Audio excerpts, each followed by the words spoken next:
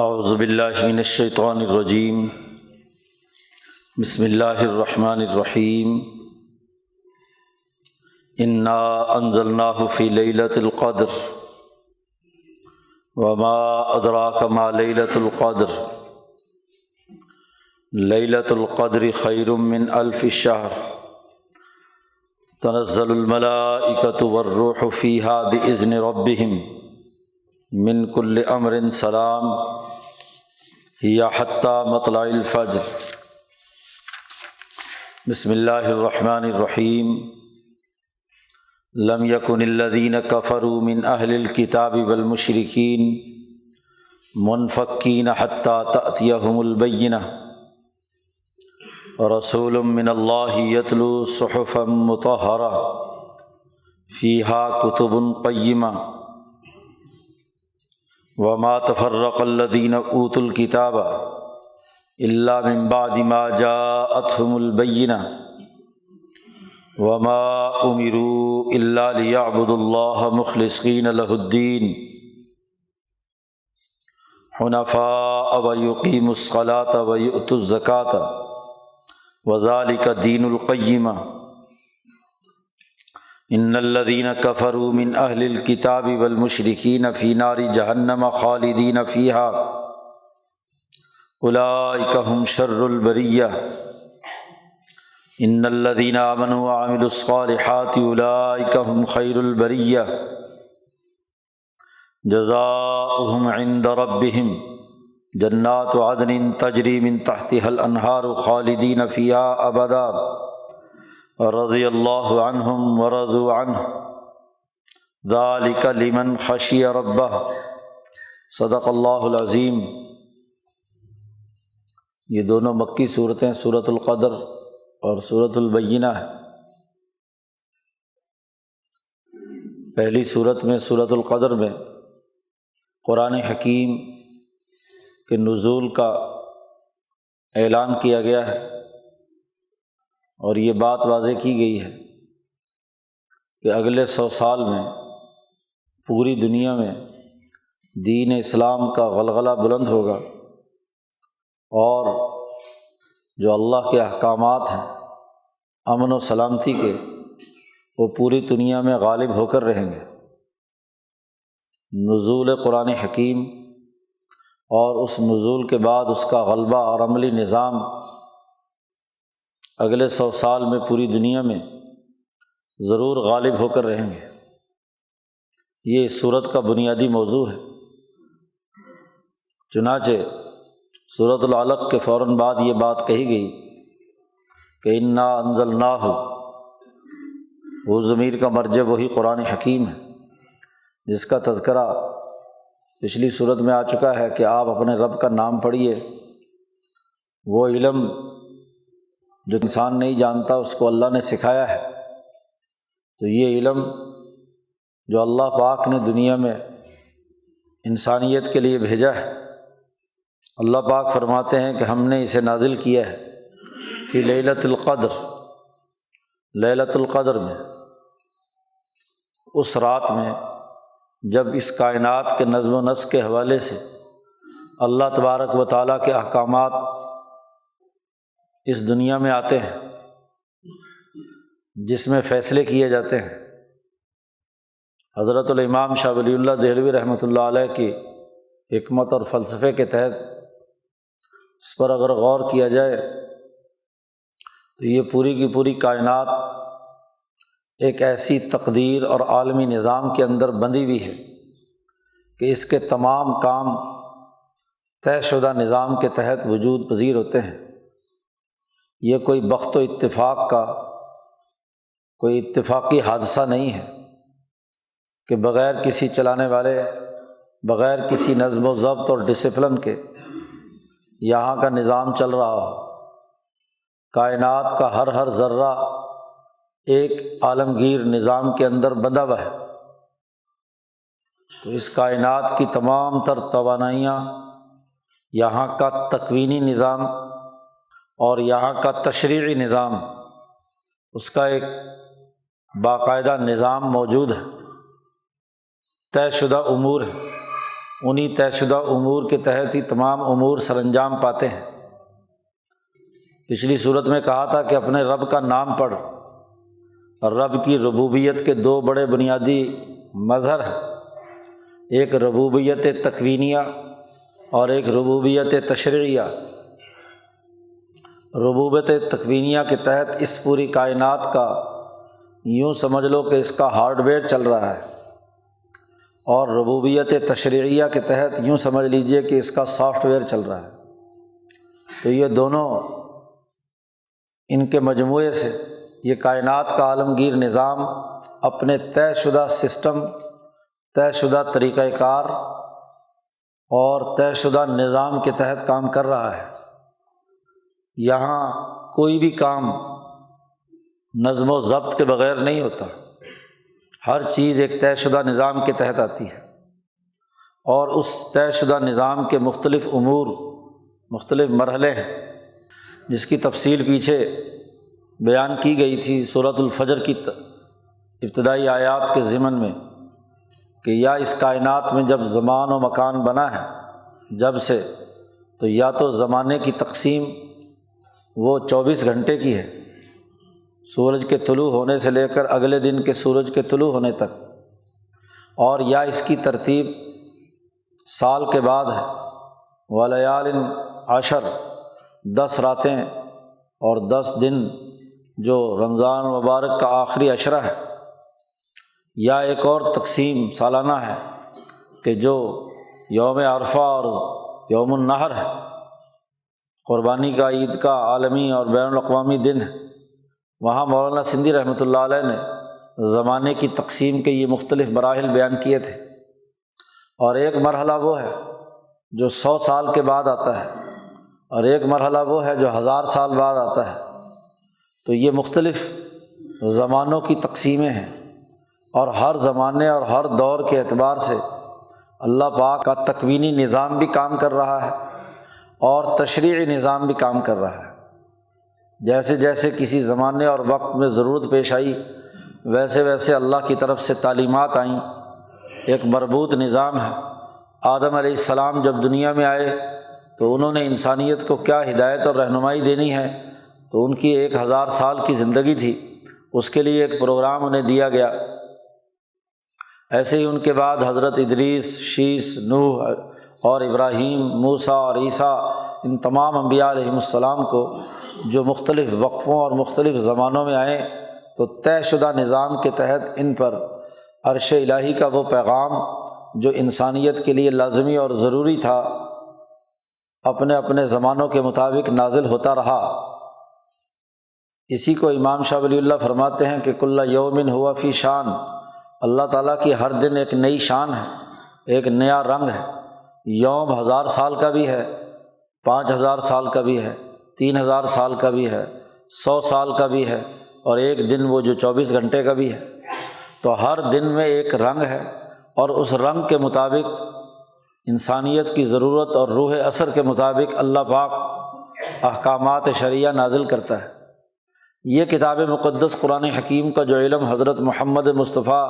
صلی اللہ علیہ وسلم کو دیا، وہ ایسی ہی ایک رات میں جسے لیلۃ القدر کہا جاتا ہے دیا گیا ہے۔ رمضان المبارک کا مہینہ ہو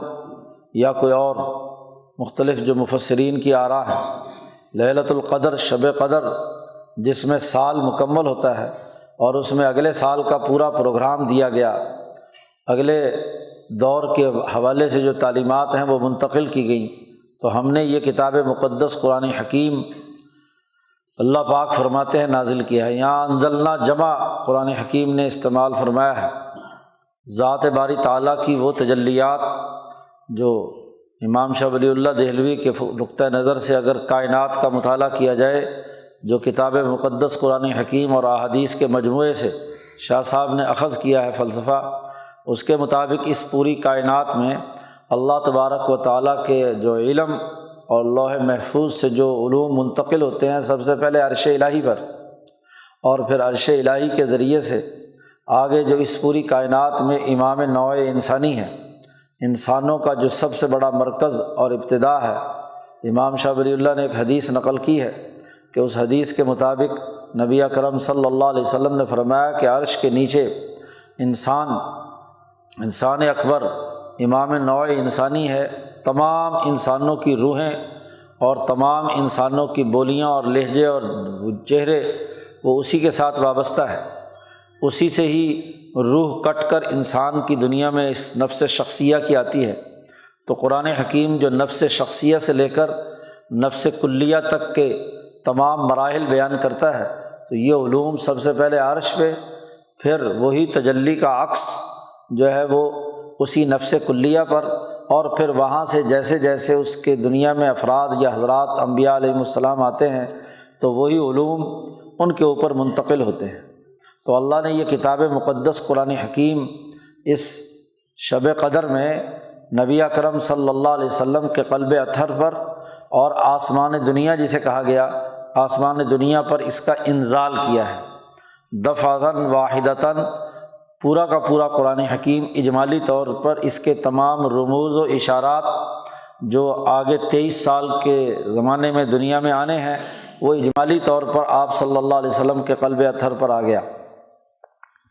آسمان دنیا جسے کہا گیا ہے، ملائے اعلیٰ سے یہ علوم منتقل ہوئے اور اس پوری رات میں ہم نے اس کا انزال کر دیا۔ تو اس کائنات کی تمام تکوینی اور تشریعی قوتیں اس انزال کے اندر شریک تھیں، اسی لیے ملائے اعلیٰ کی شرکت کے ساتھ جب بھی کوئی کام ہوتا ہے تو وہاں اللہ پاک جمع کا صیغہ استعمال کرتے ہیں، انا انزلناہ، ہم نے نازل کیا ہے۔ نبی اکرم صلی اللہ علیہ وسلم کا اس دور میں وجود مبارک، آپ صلی اللہ علیہ وسلم کی پرورش، آپ کی تعلیم و تربیت کے تمام تر اہتمامات وہ ایک پورے نظام کے تحت ہیں۔ تو ہم نے یہ قرآن حکیم، یہ کتاب مقدس، یہ علم منتقل کیا ہے نبی اکرم صلی اللہ علیہ وسلم پر اس شب قدر میں۔ وما ادراک ما لیلۃ القدر، تمہیں کیا معلوم کہ لیلۃ القدر کی عظمت کیا ہے، اس کی اہمیت کیا ہے، آپ کو نہیں معلوم۔ یہ بات کہہ کر قرآن حکیم انسان جو سننے والا ہے اس کو اپنی طرف متوجہ کرتا ہے، اور متوجہ کر کے لیلۃ القدر کا جو آگے تعریف بیان کی جا رہی ہے اس کی طرف اس کو اچھے طریقے سے ذہنوں میں بٹھانا ہے۔ تو پہلے تو یہ بات فرمائی کہ آپ اس شب قدر کو نہیں جانتے، کیا معلوم ہے آپ کو اس کی حقیقت کیا ہے، اس کی کنہ کیا ہے؟ تو اللہ تبارک و تعالیٰ نے پھر خود ہی فرمایا لیلۃ القدر خیر من الف شہر، یہ شب قدر کی جو رات ہے یہ 1000 مہینوں سے بہتر ہے۔ الف شہر 1000 مہینوں سے بہتر ہے۔ اگر کسی بھی انسانی معاشرے کے پورے 1000 سال کے دور کے اعمال کا خلاصہ اور اس کی بنیادی ہدایات جس رات میں دے دی جائیں تو ظاہر ہے کہ اسی علم کی بنیاد پر اگلا 100 سال گزرنا ہے، اگلے 1000 مہینے گزرنے ہیں، تو ان تمام 1000 مہینوں سے یہ بہتر رات ہے کہ جس رات میں ایک مکمل پروگرام سامنے آ چکا ہے۔ یہاں 1000 مہینوں کا تذکرہ کیا ہے۔ مولانا سندھی رحمۃ اللہ علیہ نے یہاں عجیب ایک نکتہ نکالا ہے، وہ یہ کہ ایک سال میں سے 12 مہینے اگرچہ ہیں لیکن 2 مہینے چھٹی کے ہیں، 10 مہینے کام کے ہیں، ایک رمضان المبارک کا مہینہ اور ایک ذی الحج کا مہینہ، کہ ایک میں رمضان المبارک کے لیے اجتماعیت قائم کرنا اور اپنی تعلیم و تربیت اور اپنے نفس شخصیہ کے امراض کو دور کرنا اور اپنی اجتماعیتوں کے درست کرنے کے لیے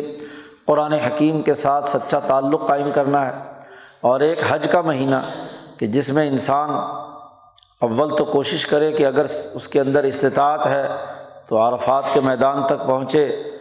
بیت اللہ الحرام تک پہنچے، اور اگر یہ نہیں تو یہاں بھی جو اسے قربانی کرنی ہے تو حاجیوں کی سی مشابہت اختیار کرنی ہے، بال نہیں کاٹنے، اور 10 دن کے جو عبادات کا تذکرہ احادیث میں آتا ہے وہ عبادات ہیں، تو یہ بھی تعلق مع اللہ اور اللہ کے ساتھ سچی نسبت اور تعلق قائم کرنے کا مہینہ ہے۔ تو 2 مہینے عبادات کے ہیں اور 10 مہینے کام کے ہیں، تو 10 مہینے اگر کام کے ہوں اور ایک سال اگر 10 مہینوں کا شمار کیا جائے تو پورے 100 سال بنتے ہیں۔ 1000 مہینوں سے بہتر کہا ہے، تو 1000 مہینے 100 سال، تو اگلے 100 سال کا پورا پروگرام دے دیا گیا کہ اگلے 100 سال میں یہ دین اسلام دنیا بھر میں تمام علاقوں پر غالب آ جائے گا۔ اور انسانی تاریخ نے اس کے بعد یہ بات ثابت بھی کر دی کہ قرآن حکیم کے نزول کے بعد اگلے 100 سال میں پوری دنیا میں دین اسلام کا بین الاقوامی غلبہ ہوا ہے۔ 95-96 ہجری میں ہارون الرشید حکمران بنا ہے، اور اس کے زمانے میں پورے مشرق و مغرب تک اس کی مملکت کے اندر سورج غروب نہیں ہوتا تھا۔ ادھر ہندوستان سے جیسے ہی سورج طلوع ہوا اور ادھر مراکش پہنچتے پہنچتے آخری کنارے تک سورج جو ہے غروب ہوتے تک یہ پورا کا پورا علاقہ، پورا ایشیا، افریقہ اور تمام جنوب و شمال کے اکثر مہذب علاقے وہ خلافت عباسیہ کے ماتحت آ چکے تھے۔ تو یہ 100 سال میں جو اس کا عملی غلبہ ہوا، لیظہرہ علی الدین کلہ کی عملی شکل پیدا ہوئی، تو یہ 100 سالہ دور ہے۔ تو مولانا سندھی فرماتے ہیں کہ اس اگلے 100 سال کے غلبے کا پروگرام کا یہاں اعلان کیا گیا ہے کہ ہم نے یہ جو کتاب مقدس قرآن حکیم نبی اکرم صلی اللہ علیہ وسلم پر نازل کی ہے اس لیلۃ القدر میں، تو اگلے 100 سال کی تقدیر واضح کر دی گئی کہ اب دنیا میں اسی پروگرام کا غلبہ ہوگا، اسی کے لیے اجتماعیتیں کردار ادا کریں گی۔ اور یہ ایسی رات ہے لیلۃ القدر کہ تنزل الملائکۃ، اس رات میں اللہ کی طرف سے فرشتے اترتے ہیں اس کے اعزاز میں کہ کتاب مقدس قرآن حکیم کو دنیا میں نازل کیا جا رہا ہے، احکامات دیے جا رہے ہیں، اور والروح، اور روح القدس یعنی جبرائیل علیہ السلام اس کتاب مقدس قرآن حکیم کو پورے اعزاز و اکرام کے ساتھ اور فرشتوں کے لشکر کے ساتھ نیچے اترتے ہیں، فیہا، اس دنیا کے اندر اس رات میں نیچے آتے ہیں، بِإِذْنِ رَبِّهِمْ، اپنے رب کے حکم سے۔ اپنا ذاتی کوئی اختیار کسی فرشتے یا جبرائیل کا نہیں ہے۔ نبی اکرم صلی اللہ علیہ وسلم نے ایک دفعہ شوق اور رغبت سے جبرائیل علیہ السلام سے عرض کیا کہ آپ روزانہ کیوں نہیں ہم سے ملاقات کے لیے آتے؟ جبرائیل علیہ السلام نے کہا کہ اللہ کے حکم کے بغیر تو ہم نہیں آتے، اللہ حکم دیتا ہے تو آتے ہیں، ہمارے اختیار میں نہیں ہے اپنی مرضی سے دنیا میں آنا اور جانا، وہاں سے اجازت نامہ ملتا ہے تو پھر ہم آتے ہیں، اور اجازت ملتی ہے تو واپس اوپر جاتے ہیں۔ وہ معراج کی رات کا قصہ جو خود نبی اکرم صلی اللہ علیہ وسلم نے بڑی تفصیل سے بیان کیا ہے، جب نبی اکرم صلی اللہ علیہ وسلم کو لے کر جبرائیل علیہ السلام آسمانوں پر پہنچے تو حضرت صلی اللہ علیہ وسلم فرماتے ہیں کہ پہلے آسمان پر پہنچے تو جبرائیل نے دروازہ کھٹکھٹایا، تو وہاں کے دربانوں نے پوچھا کون؟ انہوں نے تعارف کرایا کہ میں جبرائیل۔ انہوں نے پوچھا سیکورٹی کلیئرنس پہلے کراؤ، اکیلے ہو کوئی اور بھی ہے؟ انہوں نے کہا اور بھی ہے، اور وہ کون ہے؟ اس کا تعارف کراؤ۔ کہا محمد صلی اللہ علیہ وسلم۔ کہا کہ اجازت کے ساتھ لینے گئے تھے یا اپنی طرف سے لینے چلے گئے؟ اجازت نامہ ہے، اللہ کی طرف سے تحریر ہے کہ جی تم لے کر آؤ محمد صلی اللہ علیہ وسلم کو اوپر۔ انہوں نے کہا کہ ہاں جی۔ اجازت نامہ دکھایا تو تب تو یہ جو پورا سیکورٹی کا نظام ہے، نہ کوئی بغیر اجازت کے نیچے آ سکتا ہے، نہ بغیر اجازت کے اوپر جا سکتا ہے۔ بِإِذْنِ رَبِّهِمْ، اپنے رب کی اجازت سے یہ فرشتے اور جبرائیل دنیا میں اترتے ہیں۔ کیا کام کرنے کے لیے؟ قرآن کہتا ہے من کل امر سلام، ہر ایسا حکم جو امن اور سلامتی کا ہے، تمام امور دنیا میں انہیں لے کر یہ فرشتے اور جبرائیل نیچے اترتے ہیں،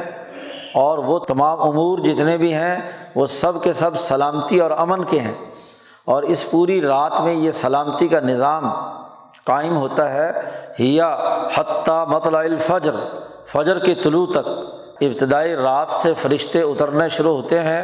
جبرائیل نیچے آتے ہیں اللہ کی اجازت اور حکم سے، اور سورج کے طلوع ہونے تک مسلسل پوری رات میں اللہ کے احکامات لے کر دنیا میں منتقل کیے جاتے ہیں،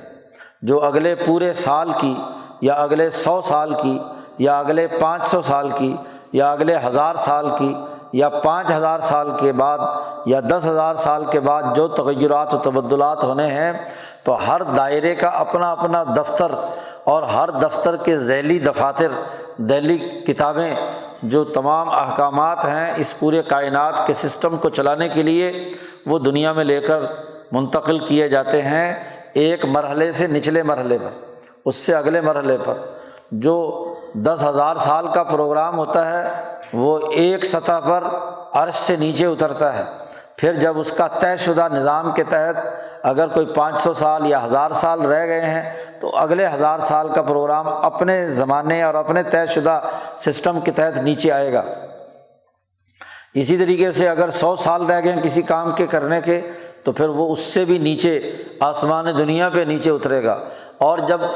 اس سے بھی آگے روزانہ کی کارکردگی یا مہینوں کی کارکردگی کا معاملہ ہے تو وہ اس سے نیچے کے سسٹم میں آگے اگلے ملائے سافل کے فرشتوں کے وہ احکامات سپرد کیے جاتے ہیں۔ گویا کہ یہ پوری کائنات کے چلانے کے شیڈول جاری کرنے کی رات ہے۔ اس رات میں شیڈول جاری ہوتا ہے، سالانہ، ماہانہ اور ایام پر مبنی جتنے بھی دائرے ہیں زمانے کے، یا 500 اور 1000 سال، 2000 سال، 5000 سال، ہر چیز کا اپنا اپنا دائرہ ہے۔ امام شاہ ولی اللہ دہلوی فرماتے ہیں کہ یہ جو تقسیم ہے کہیں 500 سال کی ہے، کہیں 100 سال کی ہے، کہیں 1000 سال کی ہے، اسی کے مطابق انبیاء آتے ہیں، اسی کے بعد مصلحین امت، اولیاء اور علماء ربانیین اپنے اپنے دور اور رنگ کے مطابق انسانیت کی ہدایت اور رہنمائی کے لیے آتے ہیں۔ گویا کہ روح اثر کو سامنے رکھ کر انسانی ذمہ داریوں کو پورا کرنے کا باقاعدہ نظام بالترتیب نیچے اترتا ہے۔ تو یہ قرآن حکیم ایک سوچے سمجھے منصوبے اور ایک سوچے سمجھے نظام اور طریقہ کار کے مطابق نازل ہوا ہے۔ اس کے بارے میں یہ سمجھنا کہ یہ بحث وقت و اتفاق سے وجود میں آ گیا اور کچھ اپنی طرف سے نعوذ باللہ، جیسے مکے کے مشرک کہتے تھے کہ حضور صلی اللہ علیہ وسلم نے اپنی طرف سے کچھ باتیں گھڑ لیں، کوئی جن آتا ہے وہ بتلاتا ہے، کوئی ادھر سے کوئی یہودی اور عیسائی آتا ہے وہ اس میں سے کچھ پڑھ کے سنا دیتا ہے، ایسا نہیں ہے۔ یہ اللہ کی طرف سے آیا ہے، اس کی اجازت سے آیا ہے، اور یہ طے شدہ نظام کے تحت آیا ہے۔ اس لیے اس کتاب مقدس کو ماننا اور تسلیم کرنا یہ لازمی اور ضروری ہے، اور یہ اس وقت تک لوگ درست نہیں ہوں گے جب تک کہ ایسا واضح دو ٹوک پیغام دنیا میں منتقل نہ کیا جائے جس میں کسی بھی قسم کا ابہام نہ ہو۔ اس کی وضاحت اگلی صورت میں کر دی کہ لم یکن الذین کفروا من اہل الکتاب والمشرکین، یہ اہل کتاب ہوں یا مشرک ہوں، یہ جو لوگ جتنے بھی کافر ہیں، حقائق کے منکر ہیں، اللہ کا انکار کرتے ہیں، اس کے پیغام کو قبول نہیں کرتے، یہ لوگ کبھی بھی منفکین باز آنے والے نہیں ہیں، اس بات سے جدا ہونے والے نہیں ہیں، اس کفر و شرک کے دائرے سے باہر نکلنے والے نہیں ہیں۔ کب تک؟ حتیٰ تأتیہم البینہ، جب تک ان کے سامنے واضح بینہ، دو ٹوک اور قطعی حکم اور پیغام ان کے اوپر نہ آئے۔ اور کتاب مقدس قرآن حکیم وہ بینہ ہے، وہ واضح دلیل ہے، وہ برہان ہے، وہ عقلی منطق ہے جو انسانی مسائل کے حل کرنے پہ دو ٹوک فیصلے جاری کرتی ہے۔ اس میں کوئی ابہام نہیں ہے، اس میں کوئی کسی قسم کا مخمصہ نہیں ہے، اس میں کسی قسم کا کوئی شک اور ظن نہیں ہے، نہ یہ گمان ہے، نہ یہ خرص ہے، اور نہ ہی کسی قسم کا وہم ہے، اس میں کوئی لا ریب فیہ، کوئی شک نہیں ہے، یہ قطعی، واضح اور دو ٹوک اور کھلی بات ہے۔ ایسی بین بات ہے جیسے سورج روشن ہے، تو سورج کی روشنی جیسے اپنی حقانیت خود تسلیم کراتی ہے، ایسے ہی یہ کتاب مقدس بھی ایک طے شدہ نظام کے تحت، پورے سوچے سمجھے پروگرام کے تحت، پوری وضاحت کے ساتھ دنیا میں نازل کی گئی ہے، اور جب تک یہ حجت ان پر قائم نہ ہو، یہ بینہ ان پر قائم نہ ہو، اس وقت تک یہ کافر لوگ اپنے کفر سے باز آنے والے نہیں ہیں، اس سے جدا ہونے والے نہیں ہیں۔ یہی بات ہے جو ان کے کفر اور شرک کو دور کرے گی۔ چنانچہ بہت سے وہ مخلص طبیعتوں والے لوگ جو پہلے مشرک تھے، اسی کتاب مقدس اور اسی بینہ کے آنے کے بعد، اس کھلی دلیل کے آنے کے بعد انہوں نے اس دین کو قبول کیا۔ ابو بکر صدیق ہیں، عمر فاروق ہیں، عثمان غنی ہیں، علی المرتضیٰ ہیں، اولو العزم صحابہ ہیں، مہاجرین صحابہ ہیں، انصار ہیں جو پہلے عیسائیت اور یہودیت سے متاثر تھے، اور اہل کتاب میں سے بھی جو عبداللہ ابن سلام جیسے لوگ جو صاف طبیعت کے لوگ ہیں انہوں نے جب بینہ دیکھی تو انہوں نے اس سے باز آ کر اس بینہ پر ایمان لا کر اس کو قبول کر لیا۔ تو کتاب مقدس قرآن حکیم بالکل واضح پیغام ہے، دو ٹوک پیغام ہے، اور اسی کی بنیاد پر دنیا سے کفر و شرک کا خاتمہ ہونا ہے۔ یا تو خود مان لیں، اور اگر نہیں مانیں گے تو انہیں راستے سے ہٹا دیا جائے گا۔ پہلے مشرکین مکہ کا خاتمہ کیا گیا، اور پھر اس کے بعد ان اہل کتاب کے بارے میں واضح اعلان کر دیا کیا کہ اخرج الیہود والنصارى من جزیرۃ العرب، نکل جاؤ یہاں سے، جتنے بھی یہودی اور عیسائی ہیں اس جزیرۃ العرب کے دائرے سے باہر چلے جائیں۔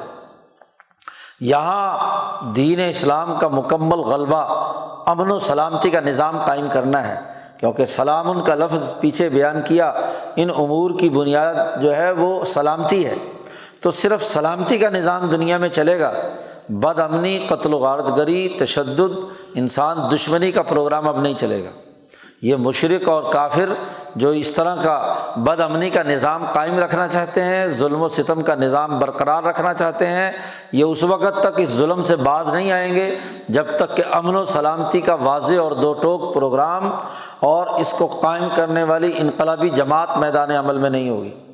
تو یہ واضح پیغام دے دیا گیا، فرمایا رسول من اللہ، اللہ کی طرف سے رسول ہے جو یہ بینہ لوگوں کے سامنے واضح پاکیزہ ورقوں میں پڑھ کر سناتے ہیں۔ یتلو صحفا مطہرۃ، وہ رسول جو اللہ کی طرف سے ہیں، مبعوث کیے گئے، وہ پڑھتے ہیں ان کے سامنے صحیفے، ورق، مطہرۃ، بڑے پاکیزہ، یہ پاکیزہ ورقوں پر لکھا ہوا ہے، وہاں سے رسول اللہ پڑھ کر سناتے ہیں۔ تو سب سے مطہرہ اور پاکیزہ ورق تو لوح محفوظ ہے، وہاں یہ علم جو انسان نہیں جانتا، علم الانسان ما لم یعلم، جو نہیں جانتا تھا اس کو سکھانے کے لیے نبی اکرم صلی اللہ علیہ وسلم وہاں لوح محفوظ میں جو لکھا ہوا قرآن حکیم ہے، وہاں سے اس علم کو دنیا میں لوگوں کے سامنے تلاوت کرتے ہیں۔ وہ پیغام آسمان دنیا پر آیا تھا، اور پھر وہاں سے نبی اکرم صلی اللہ علیہ وسلم کے قلب اطہر کی تختی پر لکھا گیا، نزل بہ الروح الامین علی قلبک، آپ کے دل پر اس کو نازل کیا ہے، اور اس لیے نازل کیا ہے کہ لتکون من المنذرین، کہ آپ لوگوں کو ڈرائیں جو ظلم سے باز نہیں آ رہے، تکبر اور غرور سے باز نہیں آ رہی، سلامتی کے نظام کو تباہ و برباد کرنا چاہتے ہیں، تو ان کو ڈرائیے آپ۔ تو رسول اللہ صلی اللہ علیہ وسلم یہ اللہ کا پیغام تلاوت کرتے ہیں، ہاں جی، ان صحف مطہرہ میں، پاکیزہ ورقوں میں، اور پھر نبی اکرم صلی اللہ علیہ وسلم کے سینے سے صحابہ کے سینے میں منتقل ہوا، پھر حضرت عمر فاروق رضی اللہ تعالیٰ عنہ کے زمانے میں، ابو بکر صدیق رضی اللہ تعالیٰ عنہ کے زمانے میں اسے باقاعدہ مصحف کے اندر جمع کر دیا گیا، اور آگ سے جو کسی تختی پر، کسی ہڈی پر، کسی چمڑے پر، کسی جھلی پر لکھا گیا قرآن حکیم تھا، نبی اکرم صلی اللہ علیہ وسلم کے زمانے میں اس کو ایک جگہ جمع کر دیا گیا۔ تو یہ پاکیزہ کلام، امن و سلامتی کا نظام نبی اکرم صلی اللہ علیہ وسلم تلاوت کرتے ہیں۔ اب یہ تلاوت جن پر اثر انداز ہوتی ہے ان کے لیے سلامتی اور امن کا نظام ہے، اور جو نہیں قبول کرتے ان کے لیے سزا ہے۔ قرآن کہتا ہے اس کتاب مقدس کے اندر، ان صحیفوں کے اندر کتب قیمہ، بڑی مضبوط کتابیں ہیں، مضبوط علم ہے۔ کتب سے مراد یہاں اس کتاب مقدس قرآن حکیم کی صورتیں ہیں، اور ہر صورت ایک مستقل کتاب ہے، ایک مستقل باب ہے، ایک مستقل اللہ کا خط ہے انسانیت کے نام۔ اور یہ خط ویسے انٹ شنٹ نہیں اس میں باتیں کی گئی، یہ قیمہ ہے، بڑا مضبوط اور مستحکم اس میں علم منتقل کیا گیا ہے، لہذا یہ کوئی ایسے ناقص بات نہیں ہے، مضبوط کتاب ہے۔ اور مضبوط کتاب یہ کہ ہر صورت کا ایک مستقل عنوان ہے، ہر صورت کا ایک مستقل موضوع ہے، صورت کے آغاز اور انتہا سے اس کا موضوع کا علم ہو جاتا ہے۔ اللہ پاک شروع صورت میں ایک دعویٰ کرتے ہیں، ایک حکم بیان کرتے ہیں، اور پھر اس کے بعد اس کے دلائل دیے جاتے ہیں، دلائل و شواہد، گرد و پیش کے حقائق، تذکیرات ثلاثہ کے ذریعے سے آلاء اللہ، ایام اللہ اور تذکیر بالموت وما بعدہ، ان تینوں تذکیرات کے ذریعے سے دلائل دیے جاتے ہیں ان احکامات کی حقانیت کے ثبوت کے لیے، اور پھر ہر سورت کے آخر میں پوری سورت سے جو حکم اور نتیجہ مطلوب ہے وہ سب سے آخر میں بیان کرتے ہیں۔ تو ایک بڑے مربوط انداز میں، بڑی تفصیل کے ساتھ بہت اہم اور بنیادی چیزیں مضبوط انداز میں بیان کی ہیں۔ یہ ویسے نہیں ہے کہ کبھی کچھ کہہ دیا کبھی کچھ کہہ دیا، یہ کوئی کہانی نہیں ہے، یہ قصہ نہیں ہے، یہ پچھلے لوگوں کی کوئی اساطیر الاولین نہیں ہے، یہ باقاعدہ طے شدہ نظام کے تحت بہت مربوط اور مضبوط انداز میں یہ کتابیں نازل کی گئی ہیں۔ ہر ایک صورت ایک مستقل پیغام ہے، ایک واضح ہدایت دیتی ہے۔ تو جو اس صحیفوں کو پڑھتے ہیں، اس بینہ کو تسلیم کرتے ہیں، انہی کے لیے کامیابی ہے۔ قرآن حکیم کہتا ہے عجیب لوگ ہیں یہ اہل کتاب کہ وما تفرق الذین اوتوا الکتاب الا من بعد ما جاءتهم البینہ، بینہ آنے کے بعد یہ اہل کتاب جھگڑے کرتے ہیں، فرقوں میں مبتلا ہے۔ عام طور پر تو مفسرین نے یہاں البینہ سے مراد قرآن حکیم لیا ہے، لیکن حضرت شاہ عبدالعزیز دہلوی رحمۃ اللہ علیہ نے یہاں بینہ سے مراد تورات لی ہے کہ تورات اور انجیل کے نازل ہونے کے بعد بھی یہ اہل کتاب جھگڑے کرتے ہیں۔ ان یہودیوں اور عیسائیوں کو تو چاہیے تھا کہ جو دو ٹوک کتاب مقدس اللہ نے تورات کی صورت میں موسیٰ علیہ السلام پر نازل کی تھی، اس کے بعد انہیں تو افتراق و انتشار میں مبتلا نہیں ہونا چاہیے تھا۔ یہ کیسے اہل کتاب ہے کہ ادھر سے کتاب کے وارث بھی کہتے ہیں، یعنی ایک آئین، ایک دستور، ایک کتاب پر ایمان رکھتے ہیں، اور اس کے باوجود فرقہ واریت میں مبتلا ہے، گروہیتوں میں مبتلا ہے۔ ایک ہی کتاب پڑھتے ہیں اور پھر اسی کتاب پڑھنے کے باوجود بھی آپس میں جھگڑتے ہیں اور لڑائیاں کرتے ہیں، اختلافات ہیں۔ کتنے ان کے 72 فرقے ان کے وجود میں آ گئے ایک کتاب کو پڑھنے کے بعد بھی۔ تو یہ سب سے پہلے تو یہاں اللہ پاک نے اہل کتاب کا تذکرہ کیا ہے، اور چونکہ یہ مدنی صورت ہے، مدینہ منورہ میں نازل ہوئی، تو اس کا ایک دوسرا پہلو بھی آ سکتا ہے، جیسا کہ شاہ صاحب نے فتح الرحمان میں کل پرسوں گزرا تھا کہ شاہ صاحب نے اس کی وضاحت کی ہے کہ مدنی صورتوں میں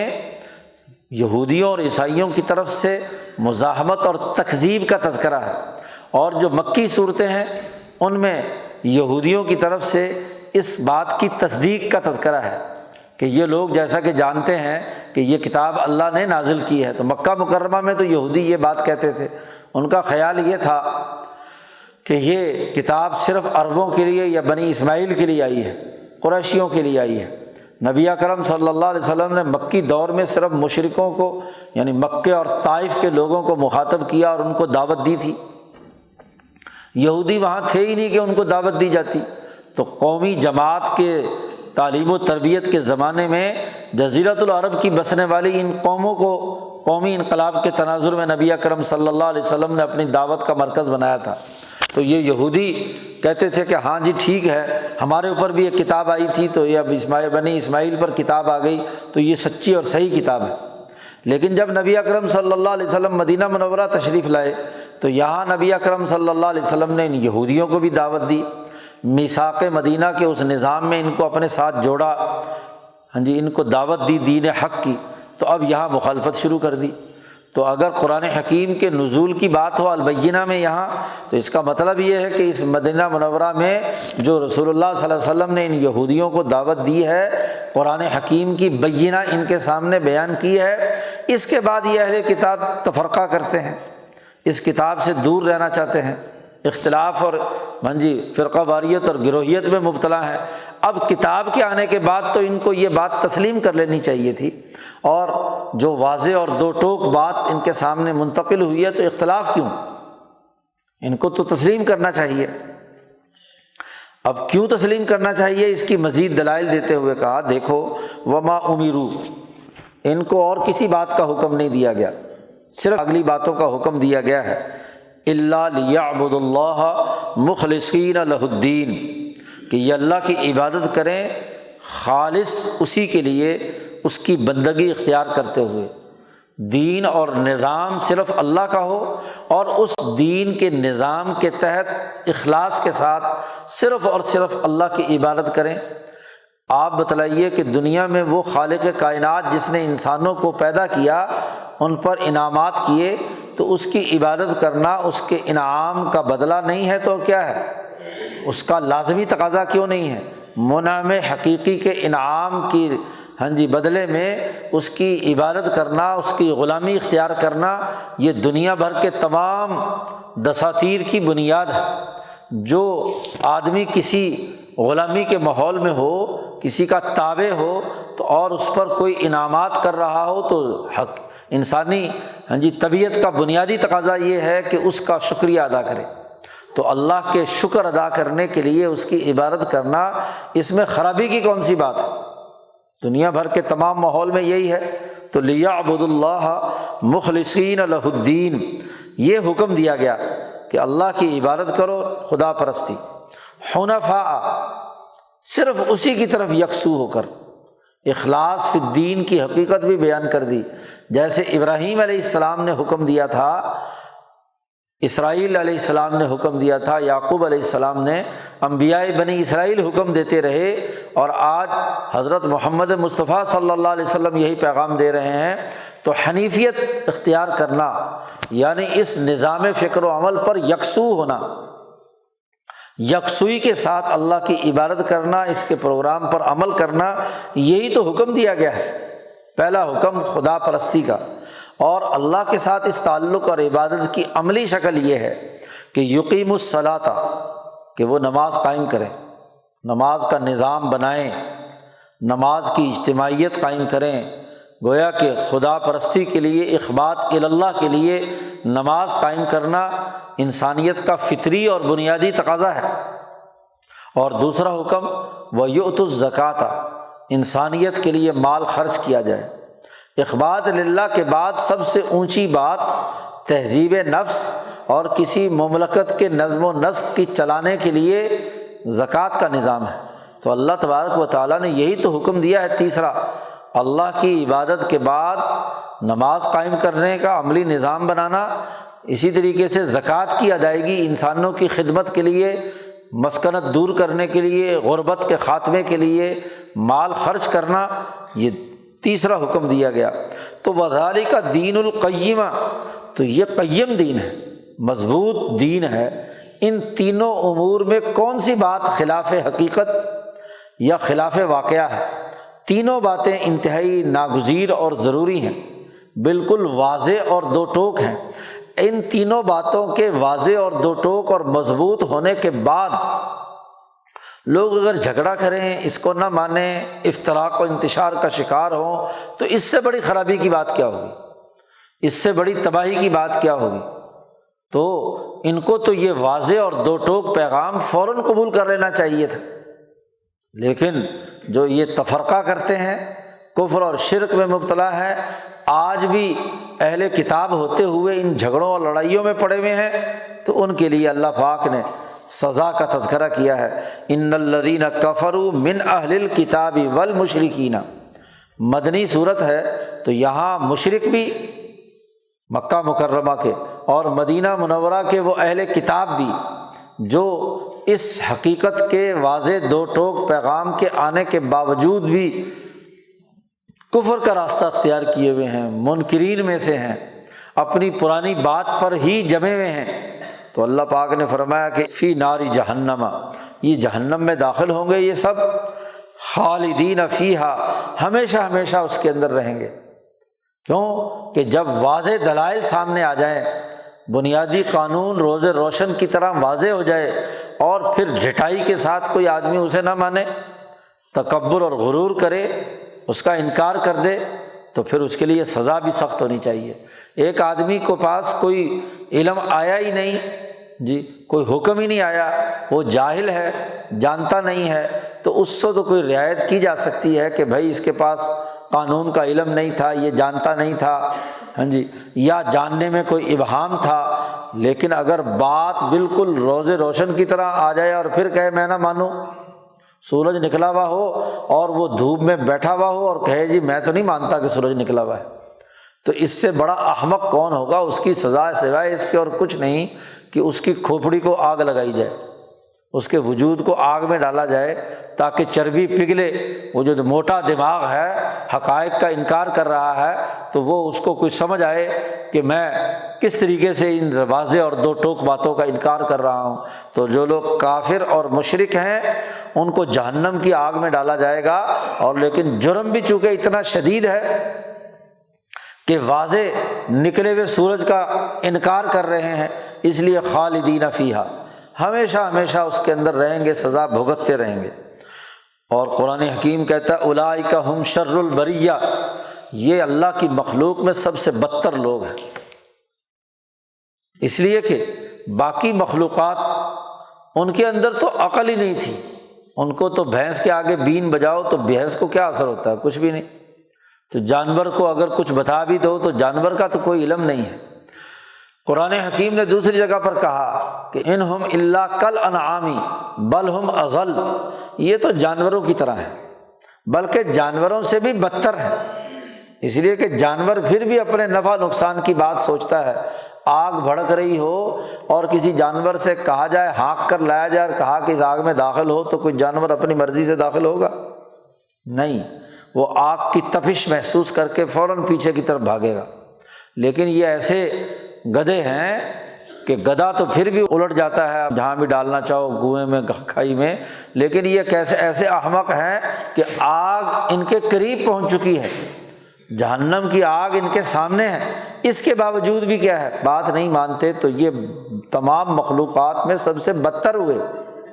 اس کرۂ ارض پر بسنے والی جو بریہ ہے اس میں سے سب سے کیا ہے، بدتر مخلوق ہے۔ اس کے مقابلے میں وہ جنہوں نے اس بینہ کو تسلیم کر کے ایمان لا کر عمل صالح کیا، ان الذین آمنوا وعملوا الصالحات، جو ایمان لائے اور اس پر عمل کیا، قرآن کے اس انقلابی پیغام کو مانا، یقین حاصل کیا، اس پر یقین لائے۔ حضرت شیخ الہند یہاں عام طور پر ایمان کا ترجمہ یقین سے کرتے ہیں، کیونکہ محض زبانی کلامی اسلام کا دعویٰ کافی نہیں، محض حلق سے اوپر کی بات نہیں، دل میں یقین پیدا ہو جائے، ایمان کی حقیقت قلب میں راسخ ہو جائے، جو بشاشت قلبی ہے، شرح صدر ہے، جو اللہ کا نور دل کے اندر آ کر بیٹھ جاتا ہے، تو یہ ایمان کی حقیقت ہے۔ اور جب یہ ایمان دلوں کے اندر پختہ ہو جاتا ہے تو یہ چین نہیں لینے دیتا، جو حکم اس ایمان کے ذریعے سے دیا گیا ہے اس کے مطابق ٹھیک ٹھیک عمل کرتا ہے، عامل الصالحات۔ اور اگر یقین نہ ہو، حلق سے اوپر کا ایمان ہو، صرف کہیں کہ جی ہم تو ایمان لائے، اللہ نے کہا نہ کہو تم ایمان لائے، بلکہ کہو قولوا اسلمنا، کہ ہم تو صرف مسلمان ہوئے ہیں، کہ ہم نے ظاہری طور پر گردن جھکائی ہے، ورنہ دل کے اندر ابھی تک ایمان پختہ نہیں ہوا۔ لیکن جن کے دلوں میں ایمان پختہ ہو جاتا ہے تو ان کے دل کی حالت میں اور عمل کی حالت میں کوئی تضاد نہیں ہوتا، عامل الصالحات ضرور ان سے نکلتا ہے۔ تو جو عمل ان کے ذمہ لگایا گیا ہے، جس یقین کی انہیں دعوت دی گئی ہے، وہ واضح اللہ پاک نے پیچھے بیان کر دیا ہے کہ فک رقبہ، انسانوں کی گردنیں آزاد کرانا، مسکین اور یتیم کے کھانے کا بندوبست کرنا، اللہ کی مخلصانہ عبادت کرنا، اقیم الصلاۃ و آتوا الزکوٰۃ کی ذمہ داریوں کو پورا کرنا، یہ ایمان اور عمل صالح کا جو اثر ان کے اوپر ظاہر ہونا ہے۔ تو بے شک جو لوگ اس یقین کے ساتھ آگے بڑھے اور اس یقین کے مطابق انہوں نے پورا عمل کیا، عامل الصالحات، ہاں جی، اور عمل صالح میں پیچھے حنفاء، حنیفیت کے ساتھ، یقیم الصلاۃ، نماز کے قائم کرنے کے ساتھ، زکوٰۃ کی ادائیگی اور اس زکوٰۃ کی ادائیگی کی صورت پیچھے وضاحت کے ساتھ بیان کر دی، انسانیت کی گردن آزاد کرانا، یتیموں مسکینوں کے کھانے کا بندوبست کرنا، ایسے لوگ جو ہیں اولئک ہم خیر البریہ، وہ اس کرۂ ارض پر، اس بر پر رہنے والی جتنی بھی مخلوق ہے اس میں سب سے بہتر ہے، کیونکہ وہ اس مخلوق خدا کے لیے کردار ادا کرتے ہیں، ان کے لیے ہاں جی ان کی ضروریات کو پورا کرتے ہیں۔ اس بریہ پر بسنے والی ہر مخلوق ان کے لیے دعا کرتی ہے۔ نبی اکرم صلی اللہ علیہ وسلم نے فرمایا کہ وہ عالم جو انسانیت کی بھلائی کے لیے، مخلوق خدا کی خیریت بھلائی کا جذبہ رکھتا ہے، اس کے لیے تمام اس کرۂ ارض پر موجود مخلوقات دعائیں کرتی ہیں۔ یہاں تک کہ نبی اکرم صلی اللہ علیہ وسلم نے فرمایا حتی الحیتان فی جوف الماء، یہاں تک کہ مچھلیاں بھی پانی کے اندر ایسے لوگوں کے لیے جو انصاف پسند ہیں، انسانیت کے لیے کردار ادا کرتے ہیں، اللہ پر یقین رکھتے ہیں، مخلوق خدا کی سلامتی چاہتے ہیں، تو وہ مچھلیاں ان کے لیے بھی دعا کرتی ہیں۔ تو جو اہل علم اپنے علم سے انسانیت کو نفع پہنچانے کا کام کرتے ہیں، ان کے لیے تمام مخلوقات جب دعا کرتی ہے تو خیر البریہ ہوں، بہترین مخلوق۔ اور جزاؤہم عند ربہم، ان کے رب کے پاس ان کا بدلہ بڑے باغات ہیں ہمیشہ ہمیشہ کے، جنات عدن، جن کے نیچے نہریں جاری ہیں، خالدین فیہا ابدا، ہمیشہ ہمیشہ ان جنتوں میں رہیں گے۔ انہوں نے دنیا کو جنت بنایا، دنیا میں امن قائم کیا، دنیا میں سلامتی کا نظام بنایا، دنیا میں انسانیت کے لیے غربت مٹا کر ان کی بھوک مٹائی، تو دنیا میں اعلیٰ اخلاق، اعلیٰ کردار، اعلیٰ سیرت، جدوجہد سے ایک واقعی انسانوں میں انقلاب پیدا کر کے ترقی یافتہ نظام بنایا۔ تو اللہ میاں اس دنیا کی جنت بنانے کے نتیجے میں ان کے لیے آخرت کی جنت تیار کرتا ہے۔ اول میں تو دنیا میں جہاں تک رہیں گے، جب دوسروں کے لیے جنت بنائیں گے تو ان کے لیے بھی تو یہ جنت ہوگی۔ جو آدمی دوسرے سے سچ بولتا ہے، عدل کرتا ہے، انصاف کرتا ہے، تو خود بھی آرام میں ہے اور ان کے لیے بھی آرام ہے۔ معاشی خوشحالی کا نظام بناتا ہے تو اس کے لیے بھی ترقی اور خوشحالی ہے اور ان کے لیے بھی ہے۔ تو جو دنیا کو جنت بنانے والے ہیں ان کے لیے ہمیشہ ہمیشہ کی جنت، وہ ہمیشہ ہمیشہ کی جنت سب سے پہلے دنیا میں، اور مرنے کے بعد یہی جنت قبر میں، کیونکہ ایسا مومن جب قبر میں جاتا ہے تو اس کی قبر روضۃ من ریاض الجنہ، وہ جنت کے باغوں میں سے ایک باغ بن جاتا ہے، اور پھر برزخ اور حشر کے میدان تک وہ اس باغ میں رہتا ہے، اور جیسے ہی وہاں سے نکلتا ہے اور حشر میں اس کا جلدی جلدی حساب ہوتا ہے، اور وہ نور جو ایمانی اس کے پاس ہے، اس کی روشنی میں وہ پل صراط سے کراس کرتا ہوا دفعتاً واحدتاً کلمح بالبصر وہ پہنچ جاتا ہے جنت میں، اور پھر ہمیشہ ہمیشہ ہے۔ تو جس نے یہاں جنت بنائی انسانیت کے لیے، تو یہیں سے جنت شروع ہو گئی اس کی۔ یہ ہے خالدین فیہا ابدا، یہاں بھی، قبر میں بھی، حشر میں بھی، اور آگے جنت تک، اصلی جنت تک پہنچنے تک کا یہ سارا سفر۔ تو ظاہر ہے کہ وہ جنت تو ایسی جنت ہے کہ مالا عین رات ولا اذن سمعت، نہ کسی آنکھ نے دیکھی، نہ کسی کان نے سنی، اور نہ کسی بشر کے قلب پر اس کا خیال بھی آیا۔ وہ جنت تو ایسی ہے، لیکن یہ جو دنیا میں جنت ہے، اس جنت کے مرحلوں سے گزرتے گزرتے اس جنت تک پہنچے گا۔ جس نے یہاں لوگوں کے لیے جہنم بنائی، ظلم کیا، تکبر کیا، انسانی حقوق توڑے، کفر کیا، شرک کیا، اللہ کا انکار کیا، دنیا میں جہنم بناتا رہا، تو وہ بھی اس کے تمام مرحلوں میں جہنم جلتی رہے گی ہمیشہ ہمیشہ۔ دنیا انہوں نے جہنم بنائی تھی، تو جس جہنم کو جو بنانے والا بناتا ہے، خود سب سے پہلے اس میں گرتا ہے، اور پھر اس کے بعد حفرۃ من حفر النار، قبر بھی اس کے لیے جہنم ہے۔ النار یعرضون علیہا غدوا وعشیا، جہنم کی آگ صبح شام ان کا احاطہ کیے ہوئے ہے، اور پھر حشر میں بھی جہنم ہی کسی کیفیت سے گزریں گے، اور آگے جہنم میں جب خود جہنم پوری گرجتی اور شور شرابہ مچاتی ہوئی آئے گی اور ان تمام کو اچک کر اپنے وجود کے اندر داخل کر لے گی، تو پھر ہمیشہ ہمیشہ وہاں کی جہنم۔ تو وہ جہنم اس جہنم سے کئی ہزار گنا زیادہ ہے، آگ اس کی اس سے بہت بڑی طاقتور آگ ہے۔ تو یہ جہنم ہمیشہ ہمیشہ تمام مراحل میں، کیونکہ دنیا میں اس نے جو کردار ادا کیا، یقین نہیں لایا، ایمان نہیں لایا، عمل صالح نہیں کیا، اس کے نتیجے یہ ظاہر ہوں گے۔ اللہ پاک نے جنتیوں اور صحابہ کے بارے میں اعلان کر دیا،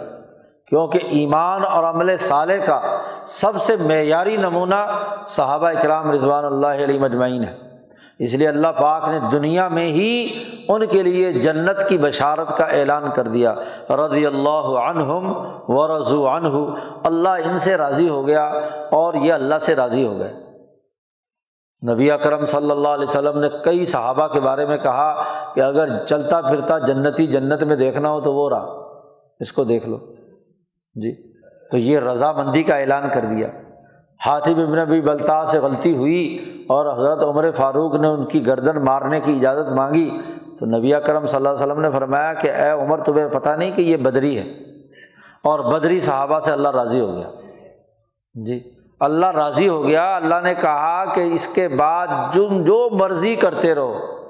تمہارے لیے جنت ہے، تو یہ تو جنتی ہے، اس کو سزا نہیں دی جا سکتی۔ حاتب بن بلتع نے جب اپنی پوری بپتا سنائی تو نبی اکرم صلی اللہ علیہ وسلم نے ان کی بات تسلیم کر لی کہ قلب کا یقین موجود تھا، اور اگر قلب کا یقین موجود ہو تو یاد رکھو یہ جو نفس حیوانی ہے اس سے اگر کوئی لغزش ہو بھی جائے تو وہ جرم زیادہ سے زیادہ اس کی حیوانیت اور طبیعت تک ہے، لیکن اس کے اندر جو یقین کی کیفیت ہے زیادہ طاقتور عمل ہے، تو جب زیادہ طاقتور عمل سے وہ اس غفلت سے توبہ کرتا ہے، اپنی غلطی پر توبہ کرتا ہے، تو غلطی معاف ہو جاتی ہے، کیونکہ یہ بات طے شدہ ہے کہ کسی عمل کے بعد زیادہ طاقتور عمل کیا جائے تو وہ پچھلے عملوں کو ختم کر دیتا ہے۔ ان الحسنات یذہبن السیئات، کہ جو حسنات ہیں وہ ان کی تمام جتنی بھی سیئات ہیں ان کو مٹا دیتی ہیں۔ تو اگر زوردار عمل کر کے پچھلے غلطی اور لغزشوں کے خلاف انسان اقدامات کر لے تو اس کا عمل پچھلے والا مٹ جاتا ہے، ختم ہو جاتا ہے۔ تو صحابہ اکرام رضوان اللہ علیہم اجمعین کے بارے میں واضح طور پر اللہ نے اعلان کر دیا کہ اللہ ان سے راضی ہو گیا ہے، کیونکہ انہوں نے جس مشکل ماحول میں انقلاب برپا کیا، جتنی مصیبتیں اور مشقتیں صحابہ نے مکی دور کے اندر برداشت کیں، پھر مدینہ منورہ میں جو انصار ایمان لائے انہوں نے برداشت کیں، تو انقلاب کی بنیاد رکھنا، اس کے لیے ابتداءً کام کرنا،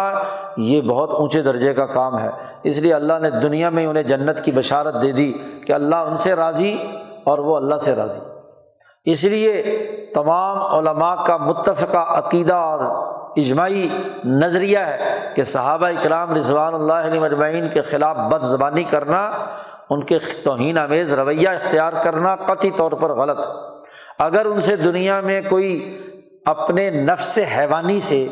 طبیعی سے کوئی غلطی اور کمزوری ہوئی بھی ہے ان سے، تو اللہ نے ان کے یقین کی بدولت، ایمان کی بدولت اسے مٹا کر ختم کر دیا، وہ معاف کر دیا۔ اللہ نے اپنی رضا کا اعلان کر دیا۔ اس لیے نبی اکرم صلی اللہ علیہ وسلم نے فرمایا اللہ فی اصحابی، ڈرو اللہ سے میرے صحابہ کے بارے میں، جنہوں نے مشکل وقت میں میرا ساتھ دیا، مشکل وقت میں انہوں نے میرے لیے کردار ادا کیا، ان صحابہ کے بارے میں ڈرو۔ یاد رکھو جو ان سے محبت رکھے گا وہ مجھ سے محبت رکھنا ہے، اور اگر جو ان سے بغض رکھتا ہے تو میرا بغض ان کے لیے ہے۔ تو نبی کی محبت اور نبی کا بغض کا معیار صحابہ کو قرار دے دیا، اس لیے صحابہ کے خلاف زبان درازی کرنا بہت بڑا جرم۔ تو آمنوا وعملوا الصالحات کا اعلیٰ ترین معیار اس دین اسلام کا انقلاب پیدا کرنے والی پہلی انقلابی جماعت صحابہ اکرام کی، اور پوری جماعت ہے۔ کچھ لوگ خوب سے باطن کی بنیاد پر،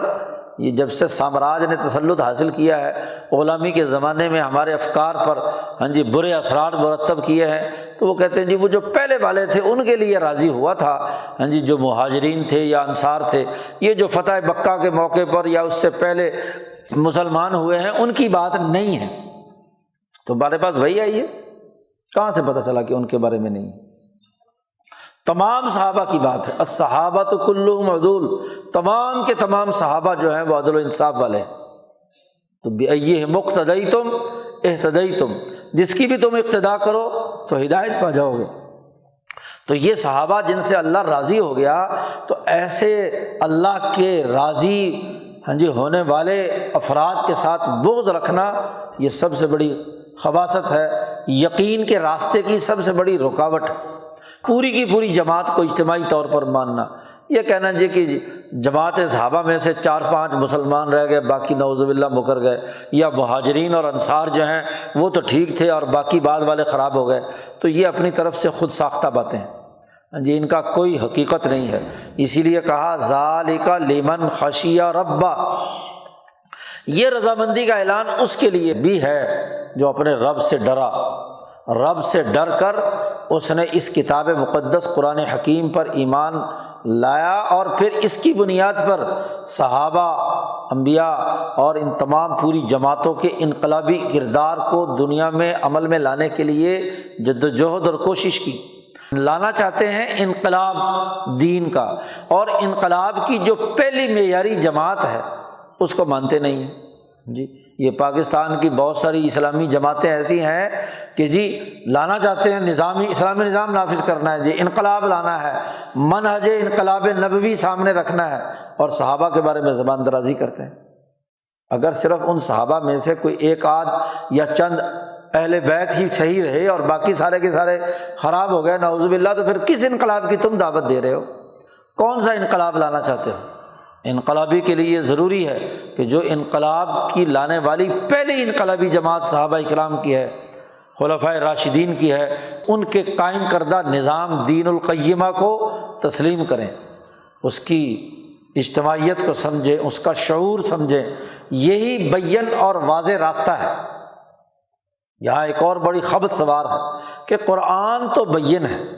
قرآن تو قرآن ہے، جی حدیث کی کیا ضرورت ہے، جی صحابہ کے باتوں کی کیا ضرورت ہے، یہ صحابی کا قول ہے، یہ جی حضور کا قول ہے، ہمارے لیے تو قرآن حجت ہے۔ وہ عقل کے اندھو، پہلے تو یہ بتاؤ کہ تمہیں یہ کیسے پتہ چلا کہ قرآن اللہ کی کتاب ہے؟ تمہارے پر وحی آئی ہے، یہ بھی تو حضور صلی اللہ علیہ وسلم کی حدیث نے ہی بتلایا نا کہ یہ اللہ کی کتاب ہے۔ تو اللہ کی کتاب کا ہونے پر یقین تو حضور کی حدیث سے ہی ہوگا۔ تو حدیث وہ جو نبی اکرم صلی اللہ علیہ وسلم کے اس دور میں سسٹم قائم کرنے سے متعلق امور ہیں، اور صحابہ کی وہ جماعت جس نے اس کو عمل میں لا کر سب سے پہلے دنیا میں نمونہ قائم کیا، تو یہ خیر البریہ ہے۔ تو خیر البریہ کی یہ جزا ہے۔ اب جو بھی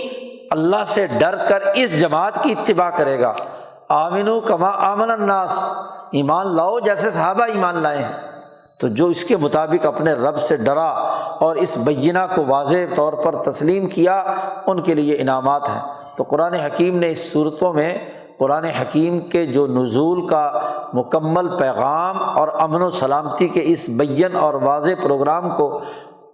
متعین کیا، اور پھر صحابہ کی جماعت جو اس کو غالب کرنے والی ہے اس کی عظمت اور اہمیت بیان کی، اور جو انکار کرنے والے ہیں ان کی سزا کا تذکرہ کیا کہ شر البریہ ہے، سب سے بدترین مخلوق ہے۔ اللہ تعالیٰ قرآن حکیم کو سمجھنے اور اس پر عمل کرنے کی توفیق عطا فرمائے۔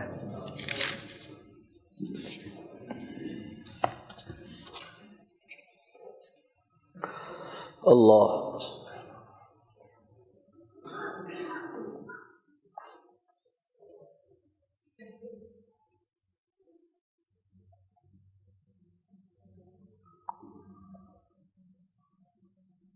اجمعین۔